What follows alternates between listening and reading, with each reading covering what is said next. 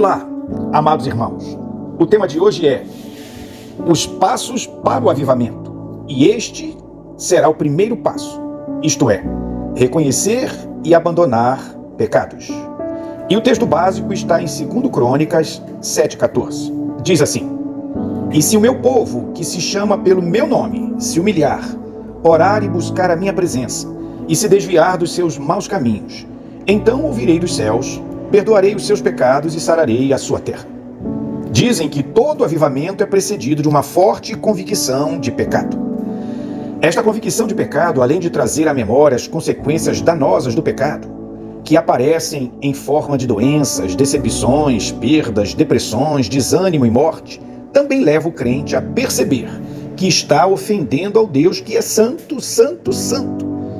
Esse Deus santo exige dos que o buscam a santidade em todos os aspectos da vida e em todos os relacionamentos. Deus disse: porque eu sou o Senhor vosso Deus, portanto, santificai-vos e sede santos, porque eu sou santo. Levítico 11:44, citado em 1 Pedro 1,16. A convicção de pecado com suas consequências e a percepção de que o pecado ofende o Deus santo, que proveu salvação, enviando seu próprio Filho à semelhança do homem pecador, como oferta pelo pecado, é indispensável para o avivamento, posto que, para Deus salvar pecadores, foi necessária a morte de seu único Filho. Isso nos mostra o quanto Deus leva o pecado a sério. Por isso, a convicção de pecado é necessária para que seja desencadeado um avivamento que agrade a Deus. Para que haja um avivamento, é necessário que nos humilhemos diante de Deus. O texto diz: se humilhar. Essa humilhação nos coloca no ponto da exaltação. O texto diz: os que se humilham serão exaltados. É essa humildade diante de Deus, reconhecendo a total falência espiritual e a absoluta incapacidade de produzir justiça que agrade a Deus, que abre o caminho para a felicidade e para a justificação. Está escrito: bem-aventurados humildes de espírito, porque deles é o reino dos céus. Ou como, na tradução do Novo Mundo, diz assim: felizes os cônscios de sua necessidade espiritual. Como disse um dos maiores homens que pisou neste mundo: miserável homem que sou. Ou como o publicano contrito disse: tem misericórdia de mim, ó pecador. A humilhação diante de Deus é o ponto de largada do avivamento. O crente humilhado diante de Deus está no ponto da exaltação, conforme 1 Pedro 5,6, que diz: portanto, humilhem-se sob a poderosa mão de Deus, para que Ele os exalte no momento certo. A humildade, meu prezado ouvinte, e a conversão dos maus caminhos andam juntas. Somente os soberbos querem continuar na arrogante afronta a Deus com seus pecados. Os humildes querem mudanças para agradar a Deus. Os soberbos, os visíveis e os disfarçados estão cheios de sabedoria. Não se rendem, não se convertem, se bastam e sabem tudo. Estes não serão protagonistas de um avivamento, mas ponta no filme da vida vazia de significado. Vida vazia de frutos e de expressão. Todavia, aqueles que estão conscientes de seus pecados e das consequências que deles advêm, buscam mudanças, aceitam a correção e se convertem dos seus maus caminhos. Como ensinou Paulo, não se conformam com o mundo, mas se transformam pela renovação da mente e experimentam a boa, agradável e perfeita vontade de Deus. Certamente que a vontade de Deus é uma vida avivada, abundante, perfumando o mundo com o bom perfume de Cristo e refletindo como um espelho a glória do Senhor, segundo aos Coríntios 3,18. Não é demais lembrar que essa convicção de pecados é fruto da checagem da vida com aquilo que está escrito por Deus em sua palavra. É esse confronto vida-escritura que vai gerar a convicção de pecado, como ensinou o salmista. Ele disse: como o jovem guardará puro o seu caminho? E ele mesmo responde: vivendo de acordo com a tua palavra. Salmo 119, 9. E também, como ensinou Jesus, ele disse: santifica-os na verdade. A tua palavra é a verdade. João 17, 17. Meu prezado ouvinte, é na Escritura que a percepção do pecado é vista com clareza.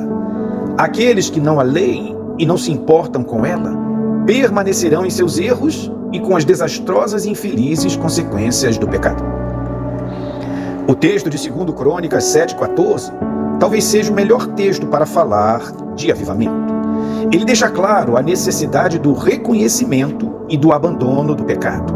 Ele diz: se humilhar, se converter dos seus maus caminhos. Segundo o Espírito de Deus, esse é o início do avivamento. Sendo assim, precisamos reconhecer onde erramos, onde transgredimos, onde falhamos. Os cônjuges devem refletir se estão amando e se submetendo como Deus ensinou, se estão sendo fiéis um ao outro, se estão vivendo a vida comum do lar com sabedoria, se estão guiando os filhos no temor do Senhor, se estão educando neles as veredas das Escrituras e se estão servindo de modelo de obediência a Deus. É igualmente importante que os filhos vejam em seus pais um padrão a ser seguido e que podem ser imitados de modo que agradem a Deus. Pais devem ser os estimuladores da vida cristã, da edificação da igreja, da vida honrada e de testemunho da obra redentora de Jesus.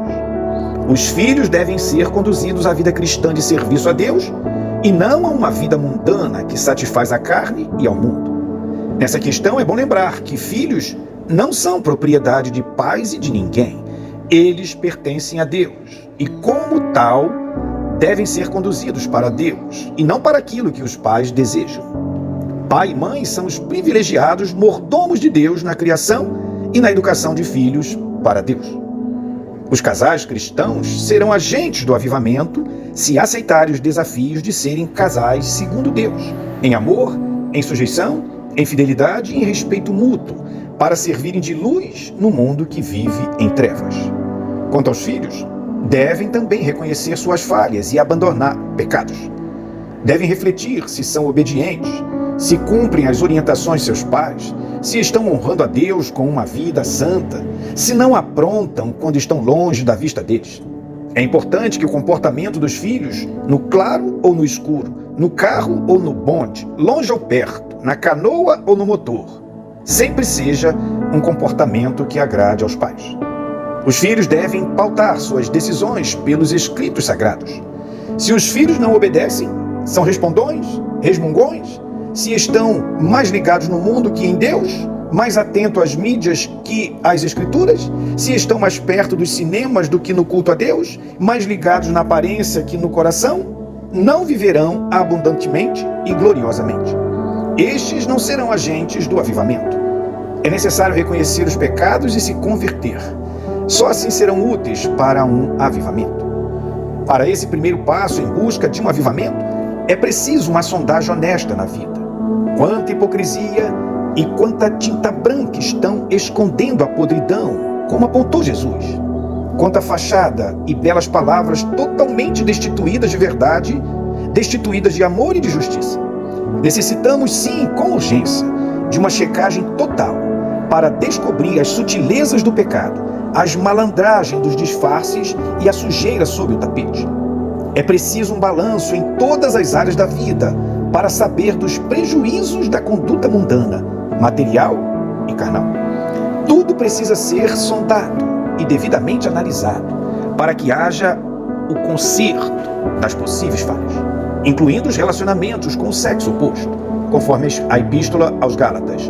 Imoralidade, impureza e indecência, pois não é conveniente que haja leviandade, defraudação, promiscuidade, pornografia, exibição do corpo, enganação e abuso na vida de um seguidor de Jesus. As falhas impedem o avivamento, pois o padrão de conduta sempre há de ser o homem perfeito, Jesus Cristo. É a estatura de varão perfeito que deve ser buscada. Como disse Deus, livremo-nos de tudo que nos atrapalha e do pecado que nos envolve, e corramos com perseverança a corrida que nos é proposta. Hebreus 12:2. A corrida é para o alvo, para a perfeição, para o prêmio. A corrida é com os olhos fixos em Jesus e com temor a Deus, para se desviar do mal, como ensinou o sábio. Ele disse: pelo temor do Senhor, os homens se desviam do mal. Provérbios 16:6. Portanto, reconhecendo os pecados com suas consequências danosas e graves, e entendendo a grave ofensa ao Deus Santo, a largada para o avivamento estará sendo dada. Se é urgente o abandono do pecado e o término da ofensa a Deus, é conveniente que cada um seja rápido em reconhecer os pecados, para confessá-los, abandoná-los e se converter dos seus maus caminhos. Assim, poderemos ser agentes do avivamento. Que Deus nos ajude. Amém.